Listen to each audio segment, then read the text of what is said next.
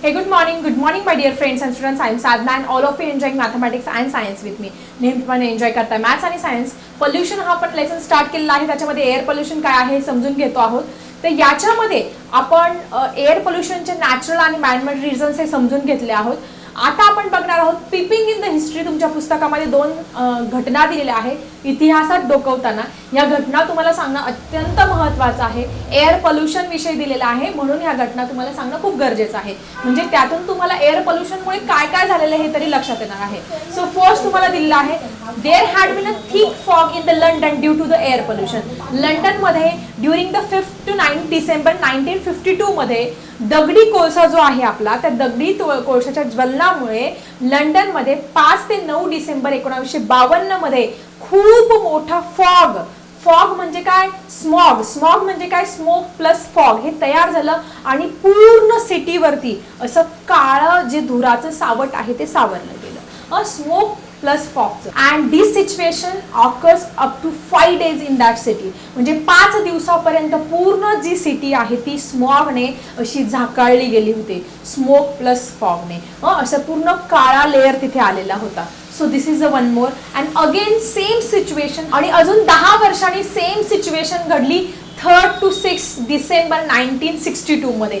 Same situation या दगडी कोळशाच्या ज्वलनामुळे काय झालं परत एकदा त्या लंडन शहरावरती अशी जी स्मॉगची आहे ते पूर्ण शहर जे आहे ते काळ्या काळ्या अशा धुराने व्यापलं गेलं due to the air pollution. Okay, ही एक घटना तुमच्या पुस्तकामध्ये दिली आहे. पीपिंग इन द हिस्ट्री मध्ये दिलेलं आहे. नंतर अजून एक दिलेलं आहे 1948 मध्ये पीटर्सबर्ग नावाचं जे शहर आहे it is called as a black city. त्या शहराला त्या लोकांनी ब्लॅक सिटी हे नाव पाडलं. Why? Because when smoke and soot causes at night like with situation during the day time. म्हणजे काय झालं जसं दिवसा उजेड असतो सगळीकडे लख्ख प्रकाश असतो परंतु ह्या काजळीमुळे आणि ह्या स्मोकमुळे पूर्ण दिवसा या शहरामध्ये सगळीकडे काळं काळं असं वातावरण तयार झालं. म्हणजे ह्या स्मोकमुळे आणि ह्या काजळीमुळे म्हणजे ही जी धूर आहे जी धुराची काजळी आहे पूर्ण दिवसा रात्र आहे असे पूर्ण काळं सावट त्या शहरावरती आलं आणि म्हणून ह्या लोकांनी ह्या शहराला काळं शहर असं घोषित केलं due to the air pollution. So अशा दोन घटना ह्या तुमच्या पुस्तकामध्ये दिलेल्या आहे की जे आपल्याला एअर पोल्युशनचे खूप भयंकर परिणाम झाले आहे हे सिद्ध करतात. आणि अजून एक घटना दिलेली आहे की जी 2 डिसेंबर 1984 मध्ये घडली. भारताच्या इतिहासातल्या सर्वात भयानक दुर्घटना की जी मध्य प्रदेशामध्ये घडली. दॅट इज भोपाळ वायू दुर्घटना म्हणतात मराठीमध्ये त्याला. खूप इम्पॉर्टंट आहे. पेपरला प्रश्न पण विचारला जात असतो. Worst ever industrial accident had been occurred in a Bhopal.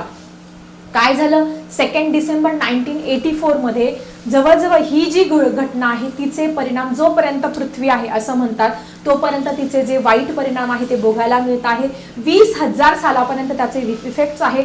अजूनही त्या जमिनीमध्ये किंवा तिथे जन्माला येणारे जी मुलं आहेत ते अपंग अंध अशा पद्धतीने जन्माला येत आहे. त्यांच्या DNA स्ट्रक्चरमध्ये बदल झालेला आहे. तर काय घडलं बघा तर एक कंपनी आहे युनियन कार्बाइड इंडिया लिमिटेड नावाची कीटकनाशक बनवणारी ही जी कंपनी आहे त्या कंपनीला अचानक मध्यरात्रीनंतर 12 वाजेनंतर आग लागली. आग लागल्यानंतर त्याच्यातला जो MIC आहे म्हणजे मिथिल आयसोसायनेट हा नावाचा जो गॅस आहे तो सगळीकडे म्हणजे तो जो परिसर आहे ते 8 किलोमीटरच्या परिसरामध्ये पसरला आणि अचानक लोक सगळे झोपलेले होते. अचानक सर्व लोकांना खोकला यायला लागला.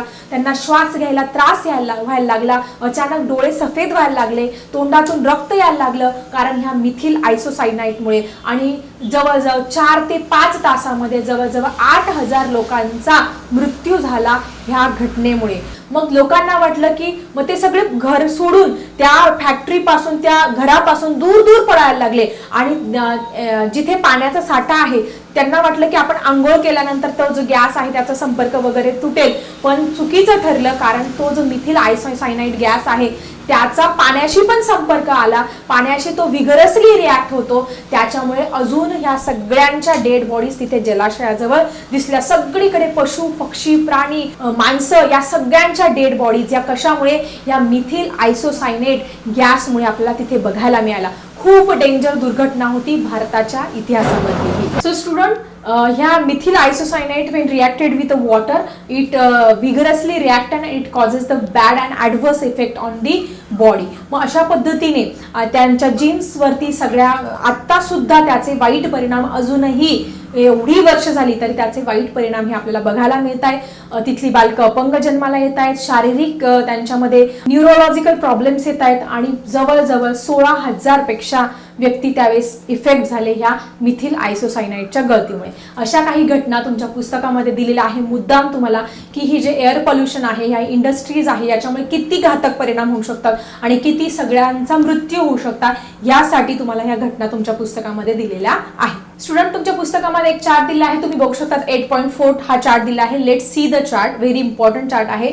एअर पोल्युटंट्स दिलेले आहे, सोर्सेस आणि त्याचे इफेक्ट्स दिलेले आहे. तर सगळ्यात पहिले तुम्हाला काय दिसतं की ह्या एअर पोल्युशन मधून कुठले कुठले गॅसेस बाहेर पडतात आणि त्याचा आपल्या शरीरावरती काय वाईट परिणाम होत असतो हे आपण समजून घेणार आहोत या चार्टद्वारे. तर सगळ्यात पहिले बाहेर पडत असतो सल्फर डायऑक्साईड. त्याचा फॉर्म्युला दिला आहे SO2 and from which it get release, that is factories where coal and mineral oil is use as a fuel. म्हणजे ज्या मोठ्या मोठ्या इंडस्ट्रीज आहे, फॅक्टरीज आहे की जिथे दगडी कोळसा किंवा मिनरल ऑइल आहे याचा फ्युएल म्हणून यूज करतात, तिकडनं सगळ्यात जास्त हा सल्फर डायऑक्साईड जो गॅस आहे तो बाहेर पडताना दिसत असतो.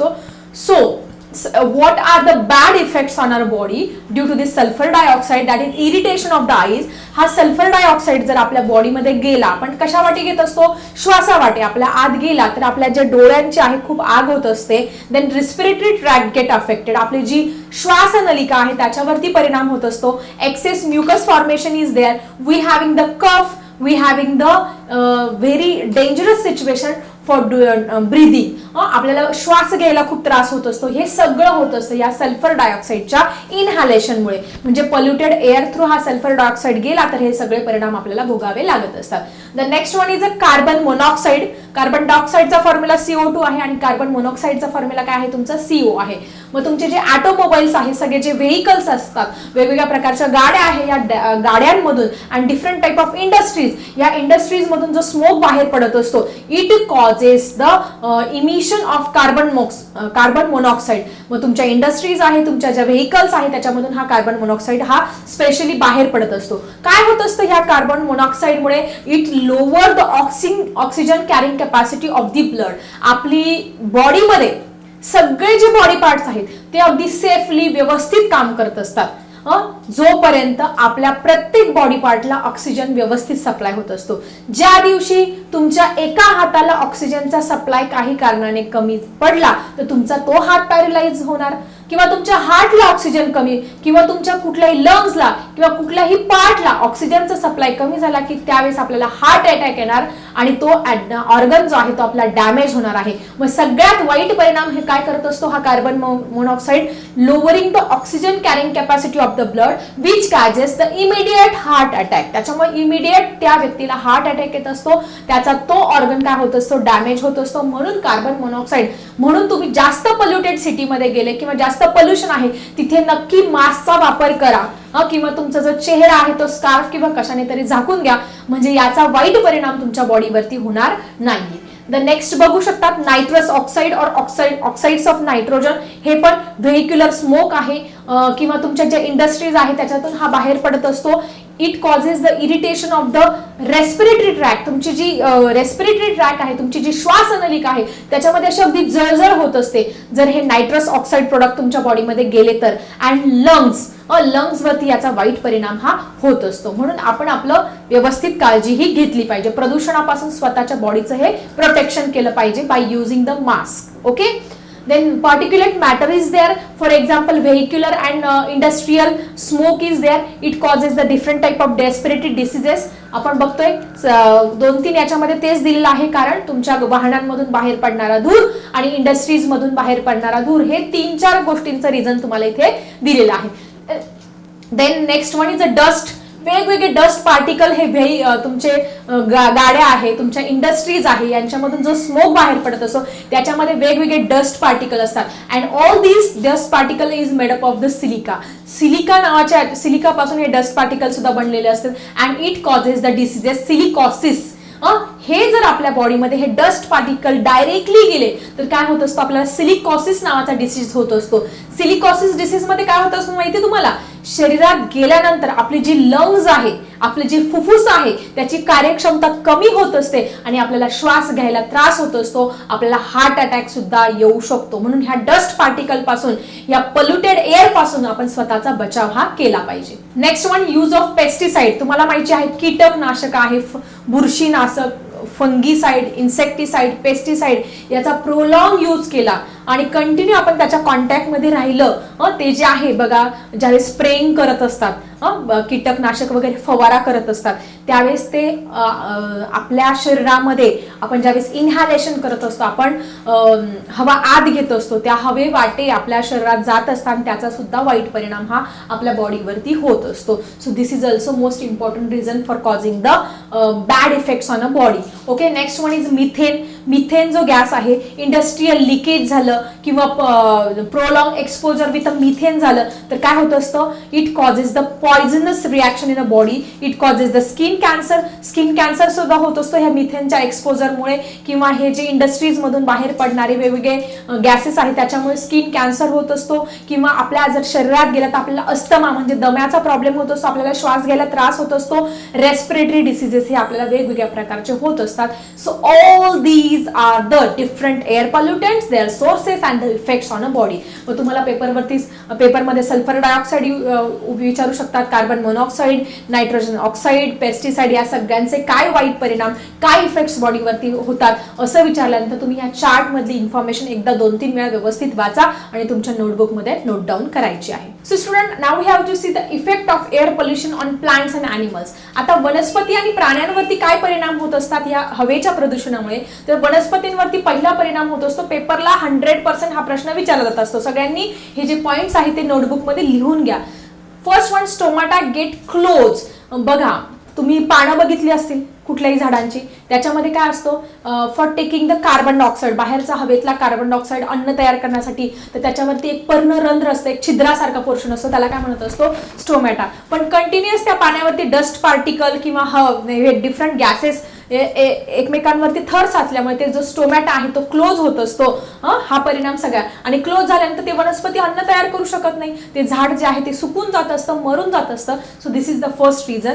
Then slowing down the rate of photosynthesis, त्याच्यामुळे प्रकाश संश्लेषण जे करण्याचा रेट आहे, अन्न तयार करण्याचा त्या झाडाचा रेट कमी होत असतो. Then growth is retarded, leaves fall off or becomes yellow, त्या झाडाची पानं पिवळी पडत असतात, त्याची ग्रोथ व्यवस्थित होत नसते. हे सगळे परिणाम काय होत असतात, प्लांट्स वरती ह्या एअर पोल्युशन मुळे होत असतो. Then what are the bad effects on animals, प्राण्यांवरती काय परिणाम होत असतो, रेस्पिरेशन इज ॲडव्हर्सली इफेक्टेड, म्हणजे आपल्या श्वसन नलिकेवर, श्वास नलिकेवरती खूप जास्त परिणाम कशाचा होत असतो, या एअर पोल्युशनचा होत असतो. इरिटेशन ऑफ द आईज, आपल्या डोळ्यांची खूप जळजळ होत असते, अस्थमा, डिफरंट ट्रॅकियल डिसीजेस म्हणजे तुमचे श्वासनलिके संदर्भात अनेक आजार हे तुम्हाला होत असतात due to this air pollution. So अशा पद्धतीने एअर पोल्युशन आज आपण बघितलं आहे, त्याचे काय ऍडव्हर्स इफेक्ट होतात, नंतर त्याच्यातून कुठले गॅसेस वगैरे बाहेर पडतात, हे सगळं आपण आजच्या या व्हिडिओमध्ये क्लिअर केलेलं आहे. सो आय थिंक तुम्हाला हा टॉपिक क्लिअर झाला असेल. क्लिअर झाला असेल तर नक्की लाईक करा आणि तुमच्या फ्रेंड सोबत पण हा व्हिडिओ शेअर करा. चला भेटूया अशाच इंटरेस्टिंग टॉपिकसह नेक्स्ट व्हिडिओमध्ये. आता मी थांबते. Bye everyone.